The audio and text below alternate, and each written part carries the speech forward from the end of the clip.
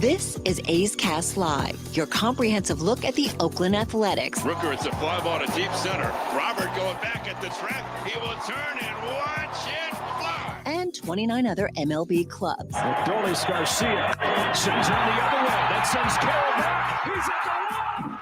Legend grows. Ronald Acuna, another milestone in a truly historic season. Julio with an absolute nuke out to left field. It's Glaber Day. And like a good Glaber, Torres is there. Join us as we take you inside the baseball universe. From humidors to Stuff Plus to walk-off dingers, we have you covered. Spend your afternoon with us, only on A's Cast Live. Here's Chris Townsend. Good morning, everybody, and welcome to another edition of A's Cast Live. It's Monday. We got a lot to talk about, an extension in Major League Baseball. Good day yesterday for A's pitching. And today, we're going to be covering a team that, when you look at interesting, the Cincinnati Reds last year, their young kids grew up. And it was a lot of fun to watch. And the Cincinnati Reds improved dramatically last year. We will play Know Your Reds with Johnny. And how about this? The Reds lost 100 games in 2022 and then won 83 last year. And they had the second pick in the draft this year. Funny how that works, right? You win 83 games and then you have the second pick in the baseball draft. It's a nice turnaround for them, though, from 100 losses to 83 wins. Well, you know why they have that? Is because teams, the tanking. Yeah. Like if anybody complains, like even the Oakland Athletics, if you're going to complain about when you're drafting and, oh, it's not fit, well, you know, this is what happens when the sport has to legislate against front office. Right? We have literally had to watch New York, the commissioner's office, and all the people that they now employ. And I think they're doing a really good job with it, right? And we've got two former A's. When you look at Dan Otero and you look at Rajay Davis, who work for the commissioner's office, liaisons between New York and the players. I mean, essentially, and we've had them both on at the winter meetings. It was great to see Dan Otero in Nashville, and we got to see Rajay at fantasy camp, and also got to see Rajay in Nashville, and then also in San Diego a few years ago. And it's just all the people that the commissioner's office is listening to on how to make the game better. And what they found over and over again was, you got to combat these front offices. It's the front offices that tank. It's not the coaches. It's not the players. It's not the front. It's the front office's style of baseball that turned these things into a slog. And we had to put a pitch clock up there, and we had to change the rules and no shifting. I mean, all that stuff that made baseball a long, boring sport was brought on by front offices. So basically the sport over and over again is having to battle the front offices. And that's when we go, oh my God, I can't believe we're picking 6 and they had this right. They won 83 games. They're picking second. Well, because they had to put something together that didn't say, hey, you who lose the most, you get the top pick. Because normally that seems right. Like, okay, you have the worst record, you get the top pick. Well, what happened was, hey, we're going to try and lose. And that's why people wanted to remember when everybody's like yourself, everybody's, oh, look at the Astros model. Yeah, well, look at their model. They didn't want to win. They tried to lose. Cubs, too. And so baseball had to basically legislate against that. Say, no, this in the end, you not trying is not good for the sport. Yeah, no, like the two teams that you think of are the Cubs and the Astros. And if you look at a team more recently, it'd be the Orioles who've done it. And they're, they went from being a 100-loss team to winning 100 games last year. And it was a remarkable turnaround for our guy, Brandon Hyde from Santa Rosa. the manager of the team, but they have so many good young players, and they did it from years upon years of losing 100 games, and baseball's combating that, and which they should. I mean, it all started essentially, if you watch other sports like the NBA with the Philadelphia 76ers and Sam Hinkie and Trust the Process, where they were technically tanking all the time to get draft picks. And yeah, they hit on Joel Embiid. He's an incredible player, but the other guys they drafted, like Ben Simmons and Markelle Fultz, did not hit. And then you look at the NHL, Gary Bettman will never admit it, but Edmonton had the number 1 overall pick, or a top 5 pick, for like 5 straight years, and they still haven't won anything. So baseball kind of figured it out with the guys that they have with Houston and Chicago. Now they're combating it, just like we're going to see with the one rule we talked about last week, changing from 13 potentially to 12 pitchers. So they're trying to combat everything that made the game slow and boring to make it better and more appealing to fans. Well, we had a saying, suck for luck in the NFL. Yeah, that's true. Suck for luck. Well, I like it. I like that they've changed that. I like that they don't do that anymore. So you have to be aware that now where we are in 2024, that you just can't say, yeah, let's just lose and get draft picks. Let's go for the number 1 pick. You may get it, you may not. And hell, you know what? How did Andrew Luck work out? Not if you do hit on some guys, and we went through we've gone through the Astros process. They had 4 really high picks, 2 hit, 2 didn't. But that's not what made them. That was their best player's been Jose Altuve, Yordan Alvarez. None of these guys had anything to do with the draft. Yeah. Anybody could have had these guys.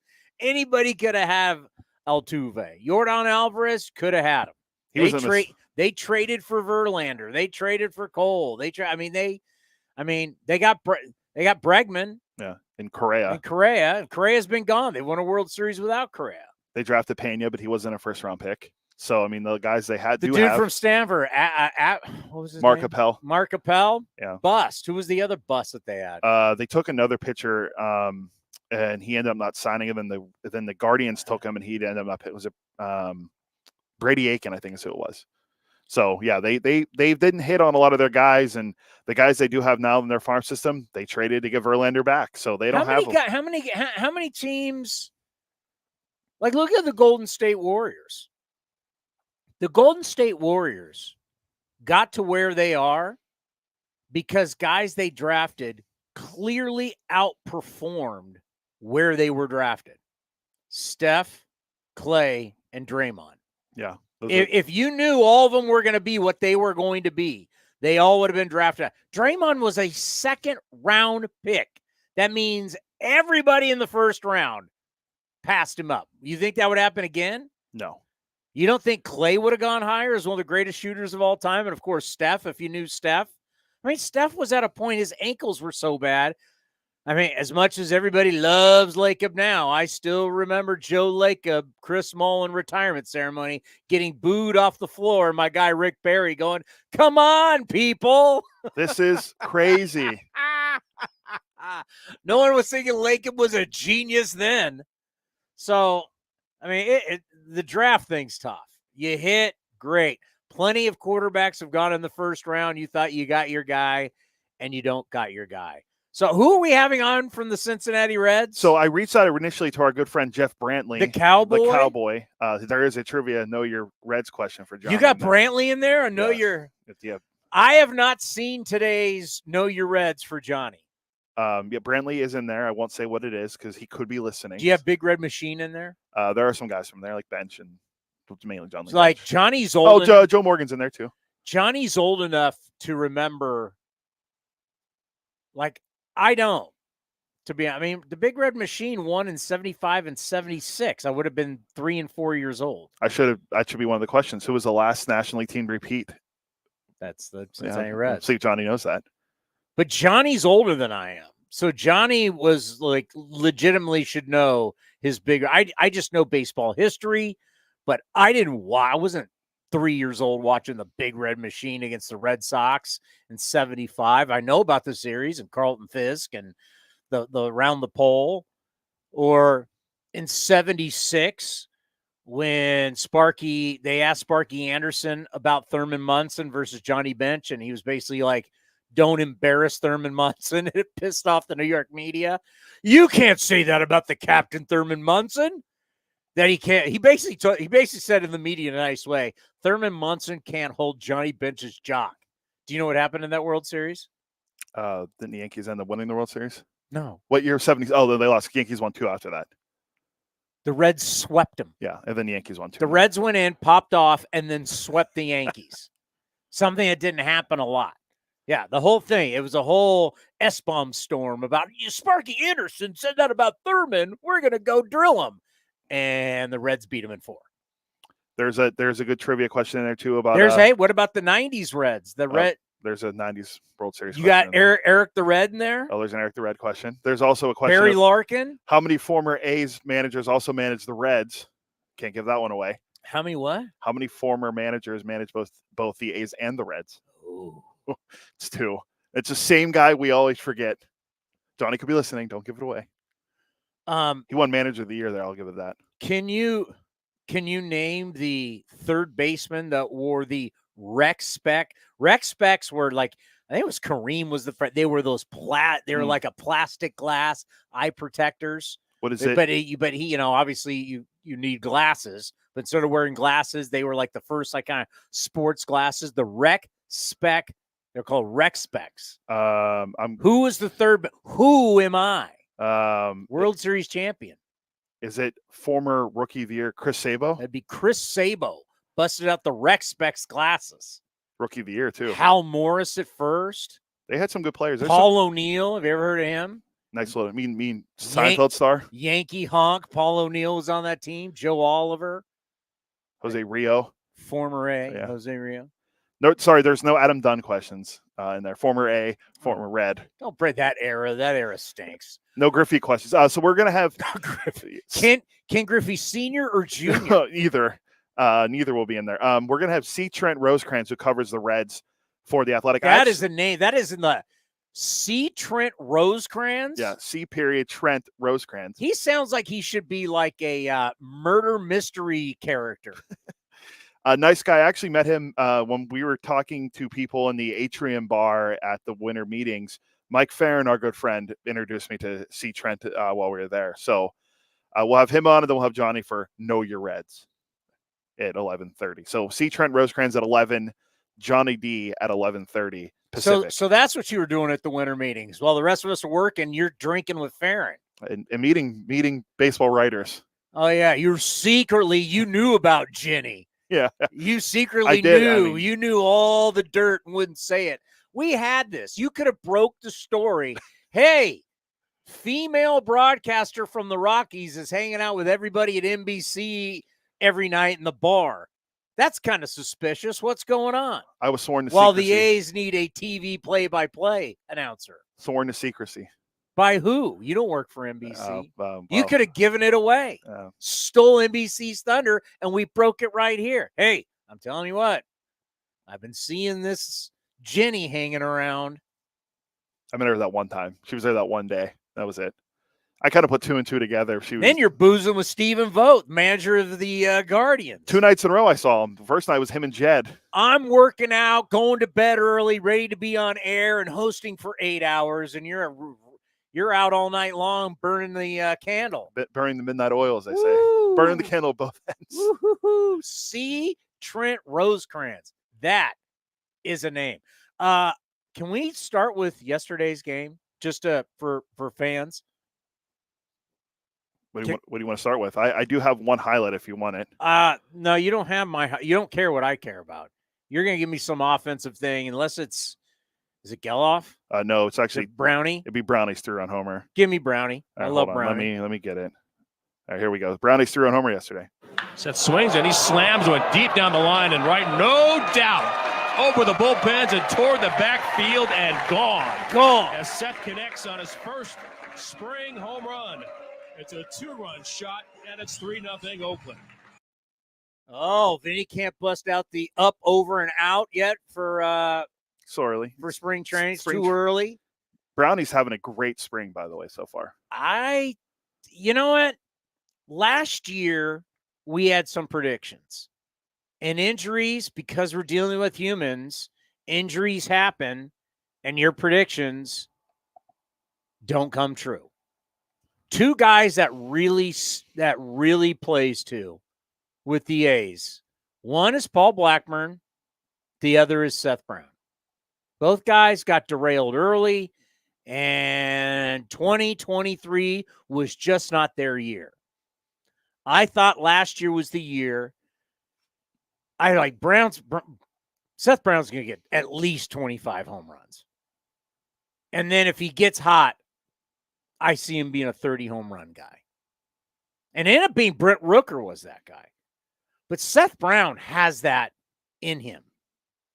Maybe this, knock on wood, maybe that is going to be this year. And of course, Paul Blackburn, we want to be a guy 25 or more starts, anchor the staff. That ended up being the guy I'm going to talk about in a moment. But if what we said last year at this time about Blackburn and Brown come true this year, yeah, that'll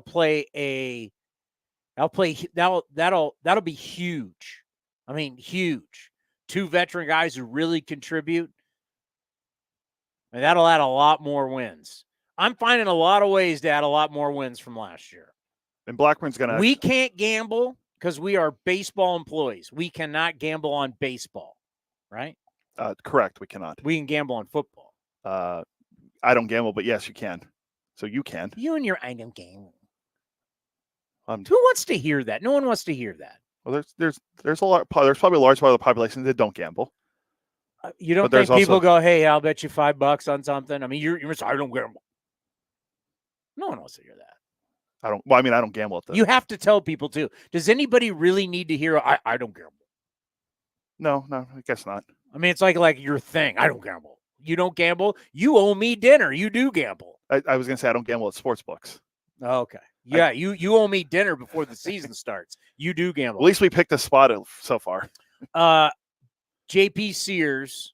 So I'm following the game on my phone yesterday. Sears 3 innings, 7 strikeouts, 7 punchies. Struck out the side in the first. You got to remember, in Arizona, in the desert, the air is thin. Ball moves differently in thin air. So as they say, you don't get the kind of break, the kind of spin on the baseball as you do when you normalize and go to because as we learned, when you talk about humidity is we grew up, and shame on us, we grew up thinking that humidity meant hot, wet. And the measurement of humidity is just moisture in the air, whether it's warm or cold. Because when that report came out from The Athletic that said like Oakland, San Francisco, and now San Diego, because it's more on the water, are like the most humid ballparks, you're like, what? What are you talking about? Well, there's a ton of moisture in the air. There's a lot more grab, and you can spend more. Just how it works. I can attest, like playing golf down in Arizona, I hit the ball further than I do when I'm here back home. Ball, it's different. So for Sears to go out, 3 more shutout innings, a 0 ERA, and 7 strikeouts is just a great example of somebody that just starts to figure it out. Not a top draft pick, not a guy that everybody was like, oh my God, he is the next. But JP Sears is somebody who's really smart. He's a hard worker. He's got all the qualities you want. Very disciplined.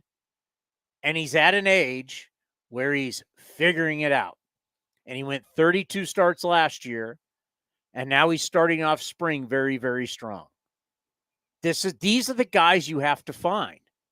Yeah, everybody wants Griffey. Like everybody wants that star player. But it takes some guys some time to figure it out. And once they do, bang, you got a legit major league player. And even a lot of Hall of Famers. They weren't great right out of the gate. Some are. The greats of the greats. Some guys took a little time. I mean, Randy Johnson's a great example. Randy Johnson was a zoo. Thought about giving the game up and then figured it out. But J.P. Sears is coming into his own. And we're going to see what this year is for him. Now, I could jump the gun like you do. He's an ace. Whoa, no. I heard someone call Zach Wheeler an ace today. We'll get to that. But Zach Wheeler got paid. Good for him. And then to see Stripling go out, worried about, oh my God, we got to get somebody to start doing pedicures, mani pedis for the team, because every year we got a problem with our nails. To see him go out and go 3 innings, that's what stands out for me the most yesterday, was seeing those two guys. They go out and boom, 6 innings of 1-run baseball between the two of them. That's what you like to. The competition with the guys that are out of options, and to know that Boyle's dominated, and to know what Sears and Blackburn and Wood and Stripling, and then, well, what are you going to do with Medina? And I mean, there's competition for the starting 5, which you're going to need a lot more than 5, as we have learned. But, it is good that there is legitimate starting pitching competition going on in the A's camp right now. That is good news. Yeah, Luis Medina is going to start today. Then Paul Blackburn, I think, is going to pitch after him. So you're going to see those two guys pitch today. J.P. Sears in the spring has pitched 5 innings and struck out 9 batters, hasn't allowed a run. The run that was allowed yesterday by Ross Stripling was unearned. So it was actually, they gave up the 1 run, but they both pitched very well. And what J.P. Sears has been able to do this spring has been awesome. The 9 strikeouts, struck out the side in the first on 13 pitches. He's just looked, from what we were able to see and listen to, he's looked and sounded great. Which brings up the question I'm going to ask you. Is J.P. Sears the opening day starter? No question. Vince did the math on social media yesterday. Who else would it be? Well, yes, fair question. Guy goes 32 starts last year, comes out and starts pitching great in spring training. You want to ask me that question again? Who else would it be? Yeah, I was making sure that you agreed that it was J.P. Sears. Give me a name that's not J.P. Sears that you think should even be in the conversation for opening day starter. The only other guy, maybe if it wasn't Sears, would be Blackburn. Blackburn was hurt last year. Yeah, so yeah, it would be Sears unless something unforeseen happens. I think it's Blackburn. And Vince said if you work through the month of March, every 5th day, J.P. Sears would start the season opener March 28th versus Cleveland. So. Who else would it be? It's not going to be Wood or Stripling. You reward your athletes. You perform, you play. That's how this thing works. As Dion once said, you ball, you get the call. I was waiting for that. If you weren't going to drop it, I was. Seriously. It's that easy. You put your best foot forward. Who's your best starting pitcher right now? Oh, J.P. Sears. Then who should start opening day? J.P. Sears. I'm not the smartest guy in the world, but I can figure that one out. Who else are you going to put out there? Yeah, well, I'm just saying, I agree. I think it should be Sears. I'm glad. Was there ever a question by anybody? No, I was just seeing if you agreed. Is this really a discussion point? I was just seeing if you agreed. What do you want me to say? No. It's Luis Medina. Should be an opener opening day. Yeah, we'll bring Liam Hendricks back and do the opener. He's got Tommy John, but J.P. Sears is the guy. He is maturing into a hard-nosed left-handed pitcher that's going to bring it every 5 days. He's going to give you that. He's going to give you a solid effort. Is he going to be perfect? No one is. But is he there'll be days where he gets lit up a little bit, no doubt. But he's somebody that's going to bring it for you every day. You feel good. Now it's like J.P. Sears on the mound. Okay, I feel good today. I got a shot. You got a legitimate shot to win. How many times now in Major League Baseball, we're going down the list of starting pitchers every day going, who? Yeah. How many teams, because if we know it, the players know it, right? If we know, this guy's pitching today, they know it. Guys come into the locker room and they, the clubhouse, and they look at the starting lineup and they see the name and they're, oh boy. Players know that. We know it. They know it. JP Sears, when he's at the bottom of that lineup card, you feel you got a good chance you got a chance today. You have a legitimate chance. So yeah, no question, he is the guy that's going for me on opening day. There were some moves yesterday, just so we can let our fans know if they didn't see. The A's optioned left-hander Hogan Harris, who actually pitched pretty well in the game yesterday. He's down. Votto, who they got from the Pirates, he's down and got option AAA. And Adrian Martinez. He to me, Votto, and throw Martinez in here too.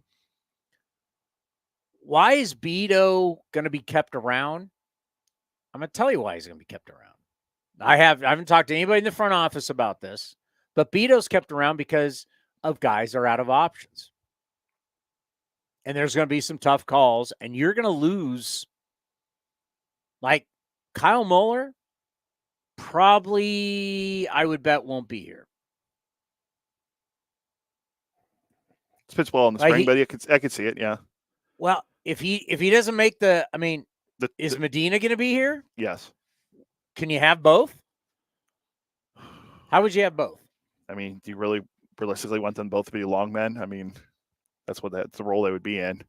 Okay. I mean, you could do that. If you go, we do not want to lose these guys, and we're just going to have a bunch. And saying you're going to have a bunch of long men early is not that bad, because we know if we look at last year and the way starters were getting pulled early, I mean, that could be, but Vito's insurance, he's got the experience pitch for the Pirates last year. He's got the experience to, you put him down at AAA and you can call him up. Adrian Martinez, put him down at AAA. I mean, you're going to have a 5 down there, Hogan Harris. You're going to have guys down there that Fran Reardon will have with the Aviators. You'll have a bunch of guys that will have you'll be able to bring up when you need them, and it's basically like a stable of horses. But I would say Vito's being kept around because Vito is insurance in case you lose some guys because they're out of options. We got to get into Scott Boras today. He was in Arizona today. Scott Boras. I mean, is baseball finally righting itself?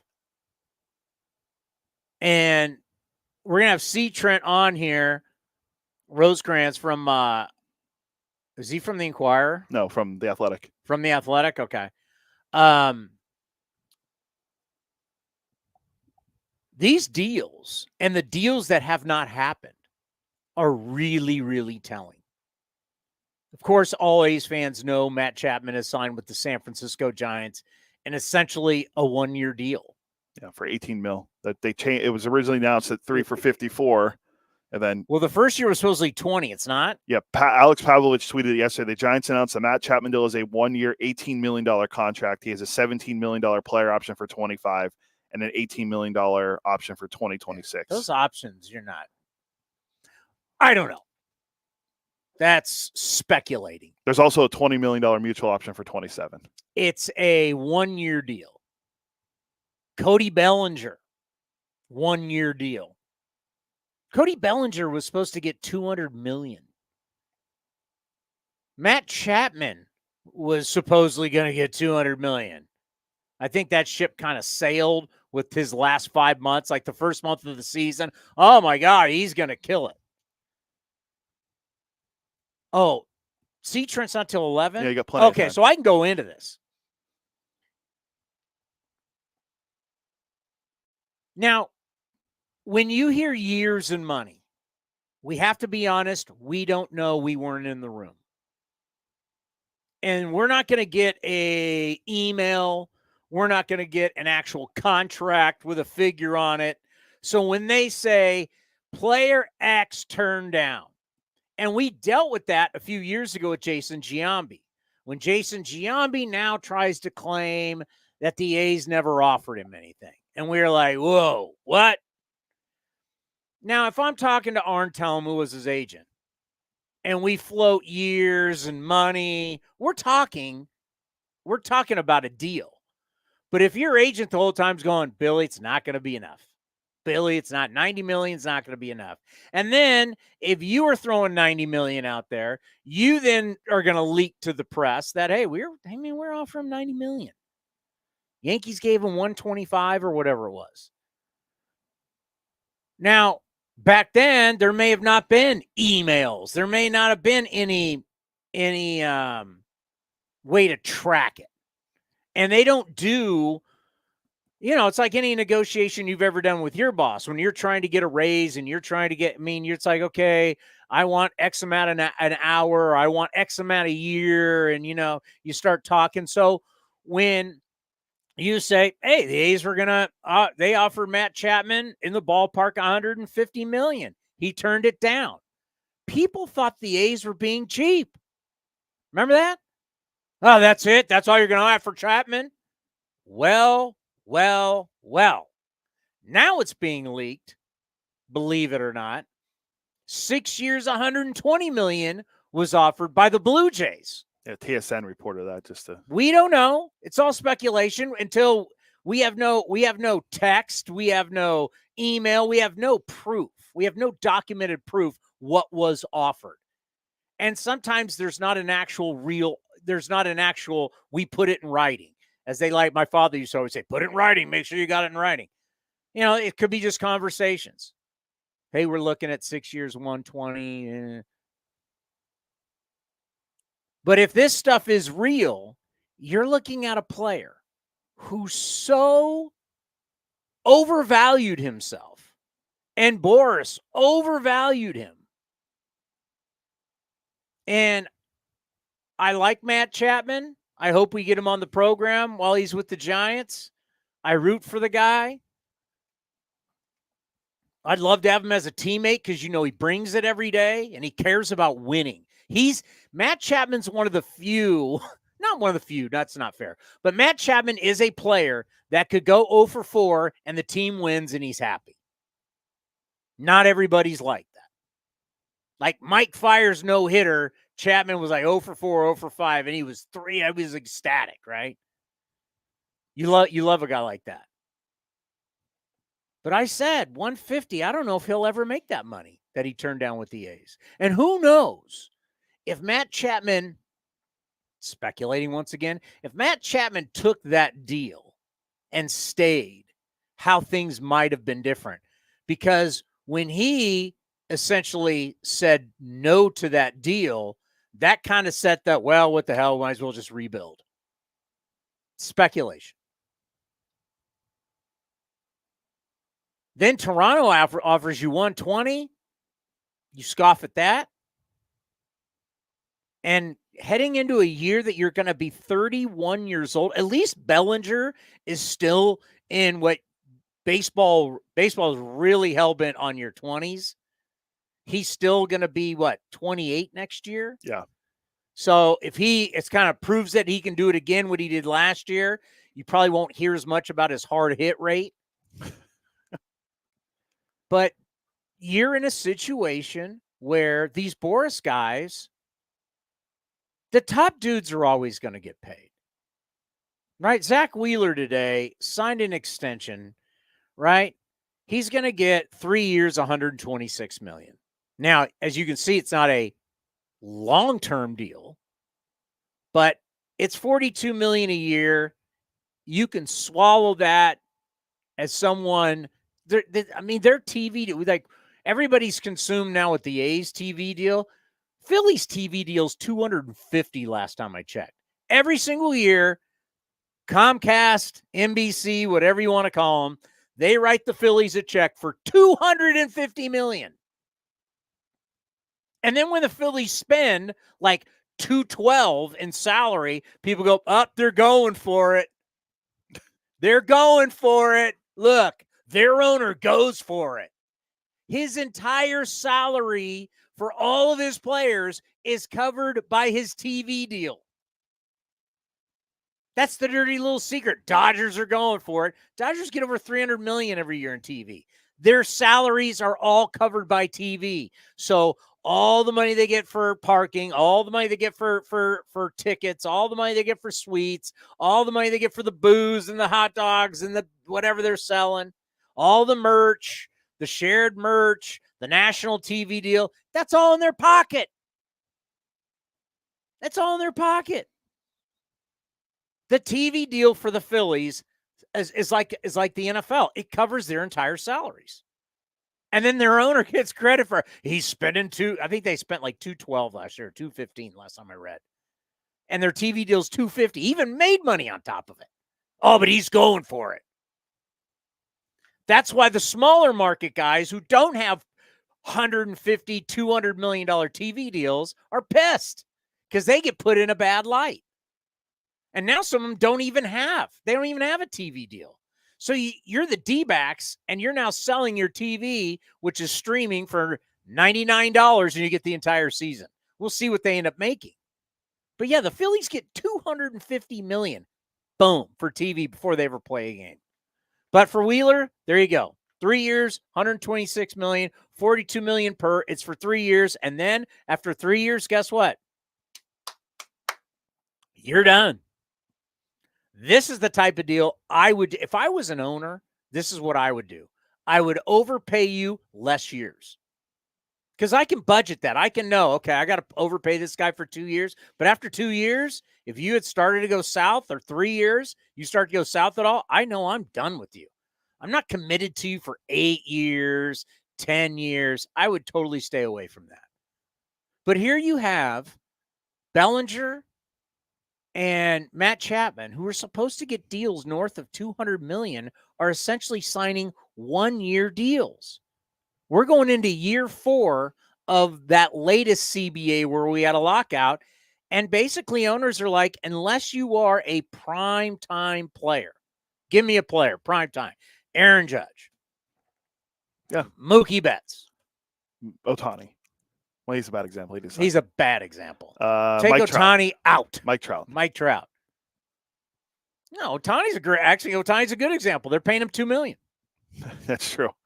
He doesn't get paid until 2034. Yeah. They've pushed that all the way back, and some of the people around won't even be alive. And the other people won't even be working for him, probably. But you get what I'm saying. If you're one of the top players, you're still going to command one of those deals when you're on the market. When's the next time we have one of those guys as a free agent? Oh, let's see. Well, you about said Acuna. No. He has some years left. Plus, he's hurt. Acuna they were floating that he wants a contract extension. You're like, no, bro. You've got years left on your deal at a great price. We're not doing. Oh, here's a good example. Juan Soto's a free agent after this year. Okay, there you go, Juan Soto. Yeah. Juan Soto's going to get paid. But Matt Chapman, nope. We told you Blake Snell doesn't give you innings. They know it. They know there's only 2 years, and there were years that Snell was looking to get paid where he showed up and gave you 180 innings. The rest of the time, he hasn't done it. Jordan Montgomery, this guy was just a playoff hero, down the stretch hero for the Texas Rangers. Nobody wants to pay him. There's not that track record. Like when I get on Cody about when he calls somebody an ace, and I go, he doesn't have the track record. Snell has 2 Cy Young awards, but you look at the track record, and man, I got more years of under 150 innings than I do over 150 innings. Do I want to latch on to that guy for long term? God, no. It's actually he's thrown over 130 innings twice. That's the 2 Cy Young years. That tells you everything right there. Yeah. So Boras comes out here, overvalues the guy. For so many years, everybody gave in. And it's now like owners are like, nope. And it's smart. And I do get the business side where the players are going to argue, this is all the money you guys are making as owners. We should get a certain amount of the pie. I don't agree with that. I mean, if you're an owner, you should be in bed. As an owner, I'm in business to make money. I'm not in business to give it all to the employees. I'm in business to make money. And players, to me, a lot of the players, I hate to say this is very cruel, but they're insignificant. Baseball, the value of baseball now is as a content provider. That's what baseball, that's where this thing's going.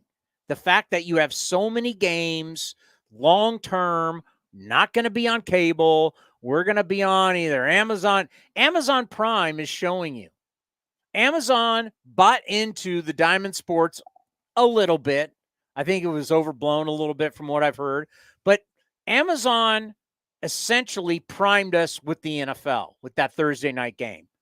They want to see, will we get people to tune into NFL games on Amazon Prime? The answer was yes. So now they realize, well, we can kind of teach people, because it's the number one watch sport, the NFL. We can teach people to watch Amazon Prime. Well, let's start putting some baseball games, NBA games, right? These teams that are Diamond Sports and bankruptcy, let's start putting some NHL. So all of a sudden now this year, you're going to start, when do we start seeing the NBA and NHL games on there? Are they going right now? No, because ESPN Plus has a lot of NHL games, so that's streaming. But I don't know when the NBA and NHL. Because you're going to be able to watch baseball games on Amazon Prime this season. I think there's 5 teams. It's like the Brewers, Royals, both Florida teams, Tampa and Miami. And I think San Diego.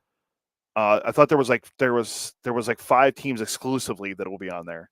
And it was like one other. It was like another Midwest team, I thought. So they're starting it. Well, where do you think we're going to be in 5 years? In 5 years, we're all going to be watching our sports other than football. Football will stay where it is for X amount of years. But when we told you cable was dying and terrestrial radio was dying and people thought A's Cast was crazy, the New York Jets and the number one market in the country, the New York freaking Jets, are now doing what we're doing. The NFL. It's the future. So we're going to have a lot. This is where the game's value is. Now, I don't know who will be king of it. Will it be YouTube and Google? Will it be Amazon? How we're watching our games is going to change really quick in the next few years. And that's baseball's value. Because the majority of players are not people that you say are household names that people want to pay money to go watch. People want to watch the sport, but there's very few guys. I mean, football just tells you the Kelsey brothers, they get their podcast going. Both are great players. Both are going to be Hall of Famers, right? They're great football players. Then they got their podcast that got popular. And then you got Taylor Swift, and it takes them through the roof, right? Now my kids know who they are. It changes everything. Baseball, people like the sport, but there's no Shohei Ohtani really was our first guy in a long time that was must see, that people would, I'm going to pay to see him. I want to see him.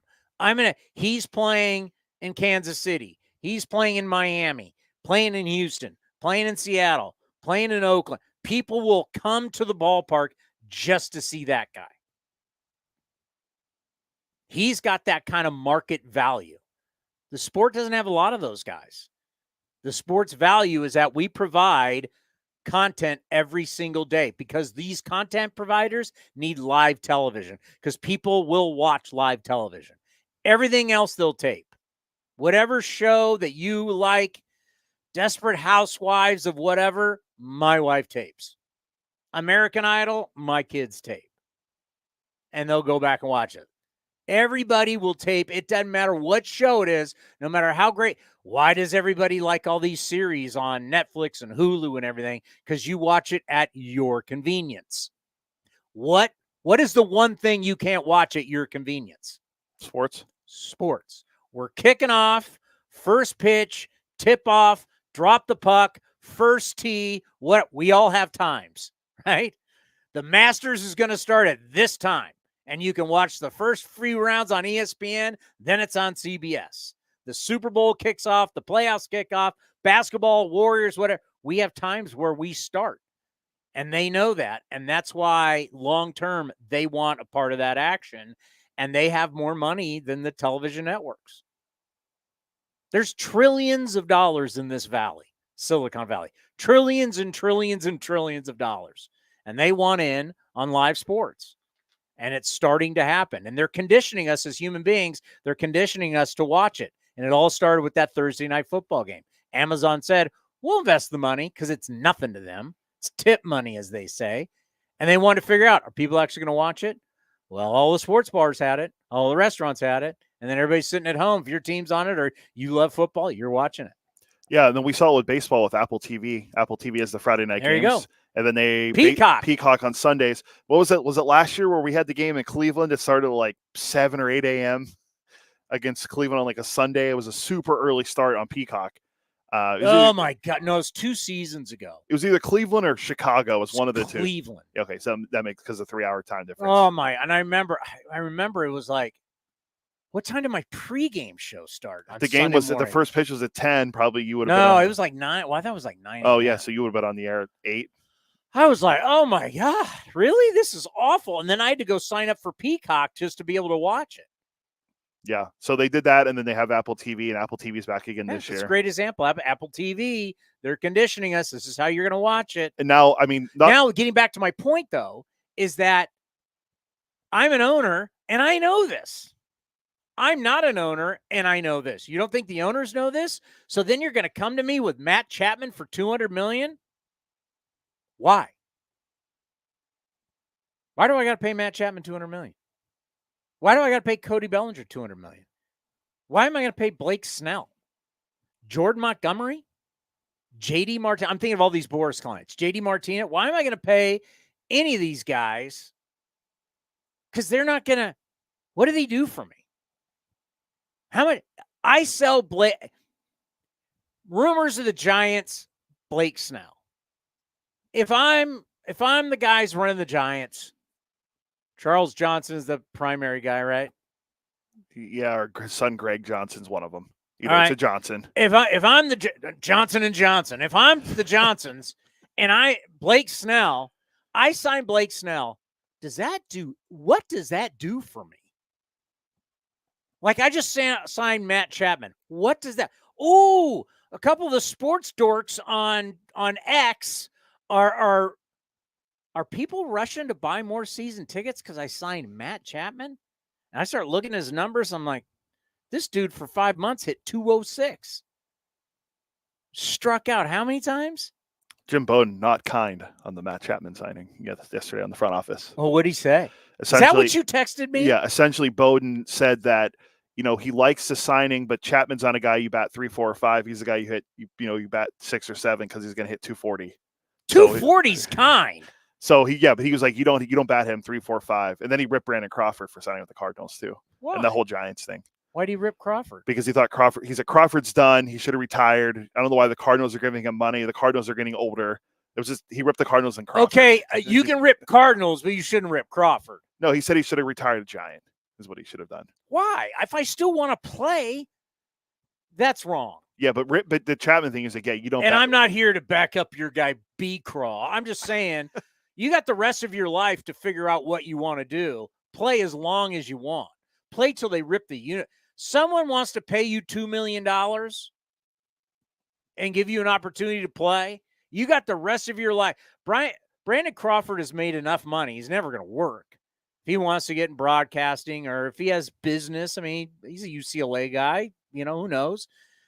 But you got the rest of your life to play in celebrity golf tournaments, right? So might as well play as long as you can till they rip the uniform off you. Yeah, I don't fault him either, but that's weak sauce by Bowden. But the Chapman thing is like, you're paying him. He's a guy you're paying, that much money to, or you don't bat him 3, 4, 5. I have the audio that I sent you. It was very telling. It was on the front office. It was him and John Morosi. I don't know where you have it on you right now. It's on my phone. I'd have to email it to myself. I can. Well, I mean, it's like we understand we understand the value of players in football, right?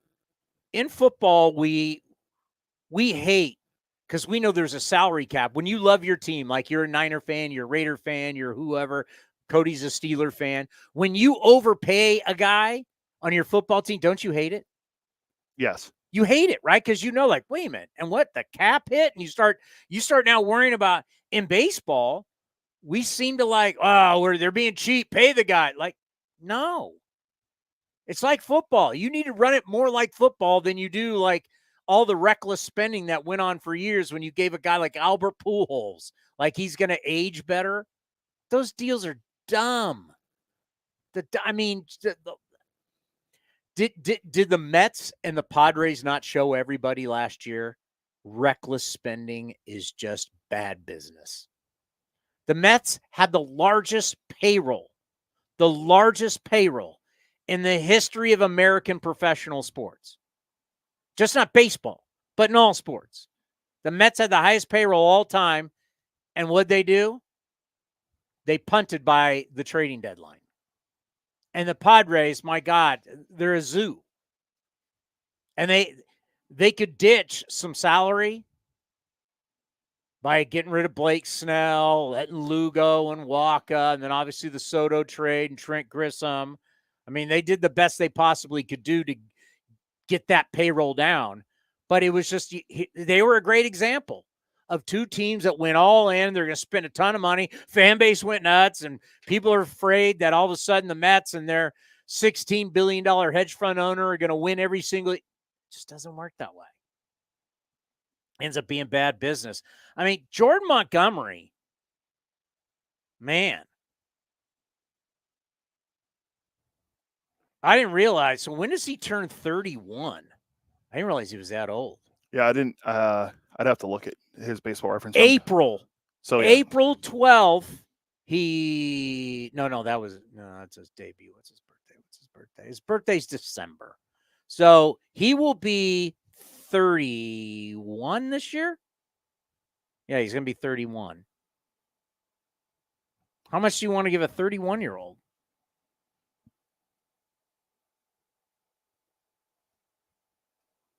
Sorry, I'm trying to get this Chapman thing, but it's not downloading for me. I'll get it. We'll get it from Bowden. How much do you want to pay a 31-year-old pitcher? Well, how long? I would give him it'd be like a deal like you structure like Chapman, maybe like a 2-year, $40 million. You give him $20 million, he has an opt-out. Never gone 200 innings. Yeah, that's not a good sign. And you don't want to go down the old. I mean, he's been a good pitcher. He's gone 30 starts. To be fair, at 24, he had 29. Can I count that? He had 29 at 24. Yeah. All right, let's count that. Let's give him the benefit of the doubt. I'm going to be like Scott Boras. I'm going to pump up. So that's 1, 2, 3, 4, 5 times he's gone 30 starts. And he's 31. I mean, last year he dealt for the Rangers. He had a 2.79 and 11 starts. Well, that's why I was going to ask you with Wheeler. Because I heard it mentioned on Sirius XM, MLB Network radio this morning, Phillies ace Zack Wheeler. Do you look at Zack Wheeler as an ace? No. Because I heard one of the guys say, and it was not Mike Farron, it was one of the guys hosting with him, and it wasn't the Duke, say that, you can make the argument that Zack Wheeler, because him and Cole signed a deal around the same time, you can make the argument that Zack Wheeler's been better than Gerrit Cole. And I was like, what? Oh, God.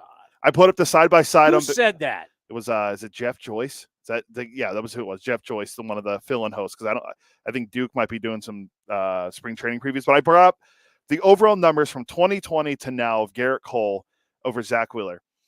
Wheeler has a little higher WAR, but Cole hasn't beaten. Game started, innings pitched, more wins. Their ERA is 3.06 to 3.08, and ERA plus is 1.37 to 1.36. So similar. Cole has more strikeouts, higher strikeout percentage. He's a 3-time All-Star and won a Cy Young. Zack Wheeler's been an All-Star once. I think I'll take Gerrit Cole. He's also pitched 200 innings multiple times, or Wheeler's done it once. Wheeler's done it once. Do you see what I'm saying on the ace? How can you call a guy an ace who's here says he's 33? Let's check the birth date.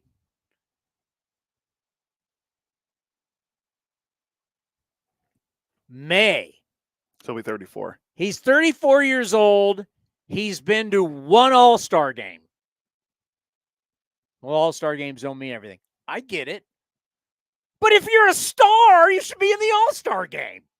I mean, seriously. I know he's pitched well in the postseason, but I get it. There's so many different. Brent Rooker got in the All-Star game. You're trying to tell me a guy is a star and he's been to one All-Star game? yeah, not a good thing. So when I heard that, I mean, I'd take him in a second, but I'm just saying is a guy a star who has a 3.61 ERA and 192 innings? Is that a star? is that an ace? Is a better question. Yeah. No. I'd take him in a second. Well, I'd take him in a second. I'm just saying. And he's making $42 million. He's going to be 34 years old. So it starts next year. So he'll be even a year older. I think it starts in 25. He'll be 35, Yeah. 35, 36, 37. Yeah. I just we're seeing owners kind of like put their foot down, being like, yeah, why am I gonna throw money out there when I know it's gonna be bad money? It's like, stop doing it. I get it. You got a young guy you want to pay long term. I get it. Shovel it out early. I get it. Paying older dudes, paying the Boras guys. I'm not gonna. You know what the hot take would be? The end of Scott Boras Corp. Oh wow, that is a hot take. I think Boras will be okay for a couple more years. Well, let's not forget. We'll see how he adjusts, though. Let's not forget that in a salary cap structure, players don't even need agents. Ray Allen taught us that, right? Ray Allen said, and I can't remember which team it was. Who did he do that deal with? Where he canned his agent and said, "Listen, this is what I can sign for." Probably Boston. I mean, that was where he was Was it the Heat? One of the two. That was Yeah, where he won. I think it's where he won after Boston. So there was whatever. Ray Allen basically knew what he could sign for because that's how the salary cap works, and went, "I don't need an agent." I think Lamar Jackson did that this year with the Ravens. I don't think he had an agent. What do you need an agent? I mean, yeah, you could have a contract lawyer look over everything and make sure everything's great. But what? So Matt Chapman's got to pay Boras Corp to get him a 1-year deal? He couldn't have brokered that himself? Guess not. Right? Plus, with the Giants, it's not like Where's this $200 million he was promised? Where did that go? It's not like he signed with the team he doesn't know anyone. He has Melvin and Farhan there. I don't know how well he knows Farhan, but he knows Bob pretty well. How much is he paying Boras? How the percentage he's paying Boras all these years to get him this incredible deal? Bellinger to get him this incredible deal. Snell, Montgomery. How much of these guys paid Scott Boras to get him the deal? Stuff used to work. Is that the case going forward? Yeah, I think I want to see how Boras and all the agents. So how do you got the Bowden? Oh, we could try to play it before I saw Trent just joined. Do you want to save Bowden or what time is it? It's 11. No, bring him on. Okay. Hey, we appreciate you stopping by. How are you? Last time we saw you was Nashville. Yeah, that'd be correct. How are you? How's everything going with the Reds in spring training? Good. I'm actually back in Cincinnati for a couple days, but yeah, it's good and everything is good. Are we doing video? Is this on video too? Yeah, you're on video. The fans are seeing you too. You look great. Oh, right now? Great. Yeah. Great. So, expectations.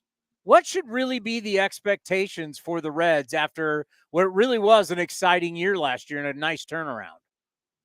Yeah, honestly, I kind of had this discussion with somebody recently, and their thing was what constitutes a success. And it's like, I mean, they're at the point where I think it's playoffs or busts. I mean, I don't know that that's too ambitious or like, I don't know, too high of a bar, but I think if this team doesn't make the playoffs, there will be people both inside and out who are disappointed and think that they did not live up to what they should be able to do. Is that also because of what you think the strength is of the NL Central? Yeah, most definitely. I mean, like we're not talking the one of the, like, you don't have like the Rangers and the Astros in there, or the Dodgers. The NL Central is almost, for the last decade plus, it's like there are 4 teams that you could see winning it and 1 team that you can't, and that might be the case this year. And I think the Pirates. I see a scenario. A lot of things would have to go right where the Pirates are the team that wins it. I mean, like, I think there are 5 teams who could say, if we line everything up and everything goes our way, we're in the playoffs, we win this division. There are 5 teams in this division who could feel that way, which is pretty good. Yeah, I'm excited. I mean, I started really paying attention to Reds baseball last year, and it's become a very exciting brand of baseball, and knowing kind of like a rebirth in Cincinnati with the Bengals, with Joe Burrow going to the Super Bowl, and now the Reds. It's like, just talk about the vibe in the city right now. I know Burrow got hurt and things got off the rails, but they'll be back. There's a good vibe for Cincinnati sports right now. Oh, yeah. Hey, why don't you add FC Cincinnati in there? I mean, they won the Supporters Shield last year with the best record in Major League Soccer, and then they just made a big deal yesterday to get DeAndre Yedlin. There's a lot going on, and you just talk about you talk about Burrow, and then you have an Ellie De La Cruz in there as well, who is maybe you should start talking about Jamar Chase and Ellie De La Cruz, because these guys are just so electric. They're back in the day, you'd say, like, the guy that you're not going to go to the bathroom when they're up to bat, or maybe in the first 4 batters of that inning. Like, you do not want to miss an Ellie De La Cruz at bat, or really him in the field or anything he does. And it's funny because you just keep going. It's like, okay, well, Ellie De La Cruz is Ellie, and he's just this otherworldly talent, but yet probably the rookie who had the best year last year was Matt McClain. And Matt McClain was just phenomenal last year. Like, this team changed on May 15th when he came up. And that's when this all started. And then at the end of the year, you had Noel V. Marte come up. And I've had people this year in the organization go, that guy might be the best one of them all. And that's a pretty good start if you have a guy who was better than Ellie De La Cruz, and then a guy who could be better than Ellie De La Cruz. And Ellie is still going to be Ellie. At the very least, Ellie De La Cruz is going to run into some balls and hit them really far, and he's also going to go off to the races and run really fast. That's pretty good. On the bases, just looking at the highlights, and by the way, when MLB Network, they did a graphic of all the guys under 30 with the Cincinnati Reds, and you're just like, wow. I mean, all these guys, it's great. When he's running the bases, it looks like Little League, because he can take 90 feet like that. He looks like he's the dominant guy, and everybody's playing at a much slower speed. Because they are. Like, everybody is. And like those strides, he takes like 5 strides. It reminds me of when I covered basketball. You ever like look at, I remember I was covering college basketball much earlier in my career, and I'd go out with like the trainers and the assistant coaches and play pickup. Well, those guys like running up and down the feet of the court, it looks easy. It's like, oh, that's 6 steps. That's 6 steps for these 6'6" guys. It's like 200 for me. And I'm like, okay, time. I'm down the court. We're good. I'm just going to post up. Don't throw me the ball for a minute. And then I got to run back again? Like, can we play a third court? Much less, not half court. That's too much. But, like, that's Ellie, like 6 steps, and he's somewhere. The guy he reminds me of running, and I've said this a million times, and people are kind of surprised the first time. It's like Aroldis Chapman, who might be the greatest athlete I've ever seen. Aroldis Chapman, I saw him go first to third one time at Wrigley Field in a game. I don't remember why he was on the bases, but he was there, and it was just like 5 steps, the smoothest steps in the world, and he was first to third. And that's Ellie De La Cruz every time. But the difference with Ellie De La Cruz is, this is the worst part. I did this story last year in anticipation of Ellie coming up, and the Reds hadn't had a cycle since 1989 when Eric Davis did it. And this is the worst park in baseball for triples because of it's how small it is. Yeah. There's no weird angles. And Ellie De La Cruz, his first hit there is a triple. The guy is always looking for 3. And he's always looking for that extra base. If somebody else is looking for 2, he's looking for 3. If somebody's looking for 1, he's looking for 2. And then he's always looking to score, like we saw against the Brewers last year when he stole third, and then on the throwback to the pitcher stole home. Like it's just that is what Ellie can do, and I think the whole team has that mindset, which makes a really exciting product. And I've been asking everybody this because it's all of our problems. How are you going to get the innings? How are you going to get 4,374 outs? Because that's what you need in a season, not counting extra innings. Where I know, I don't believe, I'm pretty sure no Reds pitcher went 30 starts. I believe the Reds gave up the 3rd most home runs in all of baseball. Like, we can look at this. I can go through your outfield's going to be stacked. How are you going to get the outs? How are you going to get the innings? We know our guy Frankie Montas is now there, Hunter Green special, but talk about the pitching and how they're going to keep the ball in the yard and how they're going to get all the innings. They're not going to keep the ball in the yard. You play a Great American Ballpark. You're not keeping the ball in the yard. What you're trying to do is you're trying to make those home runs be solo home runs. And the big thing this team needs to do is cut down on the walks. Because a walk at Great American Ballpark turns into a 2-run home run. And so that's a huge part, right? Right now, what they're doing is they're dealing in bulk. And that's kind of what they've done for their infield. They just have a lot of guys. They have 10 guys in competition for that, for those 5 spots. And really, who has locked up? I would say, Frankie Montas has a spot locked up, and he's been great. He didn't have a great outing his last one, but all spring, like Emilio Pagan, who was in Oakland with you guys before, was just like, this is the old Frankie, man. This is the guy we know. And I don't have to tell you guys, like, Frankie's fitting in. Everybody loves him. He's really made himself a part of that clubhouse and endeared himself to really everyone.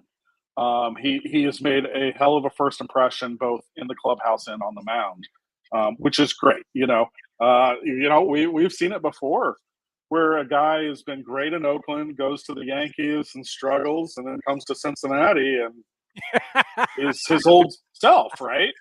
Yeah. We've seen this before. And so the Reds are hoping that that's happened. And so, like, basically there are guys, Brandon Williamson had a really good rookie year last year. He's probably starting AAA. Their AAA rotation was just awful last year. They were pulling guys from the independent leagues, and then this year they have depth. Guys who probably should have spent all last year in AAA will be there, even though they were good last year. Andrew Abbott was one of the best rookie starters in baseball last year. He's not a lock to make this rotation. But what you're saying is there's nobody you can count on for those 30 starts, and that is huge. That has a trickle down effect. We've all seen that year after year. We saw it last year, and their bullpen was pretty good last year. I think it was like 2nd or 3rd in WAR. But bullpens are fickle. It's almost the same as last year, but it's kind of bulked up. But still, the projections are not great. So they just have bulk, and that's what they're going to try to throw at it. But they do have some young pitchers who are ready, they hope, to take that step. I think about when we talk about the Bay Area and pitchers, where you come pitch in Oakland or San Francisco, and hopefully you're not going to give up a lot of home runs. The home run ball doesn't play big in our cold, both these ballparks right on the San Francisco Bay. Just talk about the mentality of how the staff has to work with pitchers, because it's very tough to tell a young professional athlete, look, you're going to fail. You're going to give up bombs. You got to just wear it and understand you want, just as you said, just give up solos. I mean, it's tough to condition somebody. So how much do they talk about that in camp, and especially with new guys who come in? I think, with new guys, it's different between a veteran like a Frankie Montas and a young guy like, say, Brandon Williamson. Like, Brandon Williamson doesn't have a choice. Frankie Montas does. And so those guys have to come in and be unafraid. Sonny Gray was not afraid of pitching in this ballpark. I don't think Frankie Montas is afraid of pitching in this ballpark.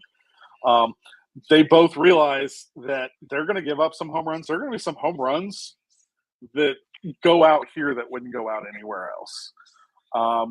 But what you have to do is limit your walks, and I think that's their number one thing, and they did not do that last year, and that killed them.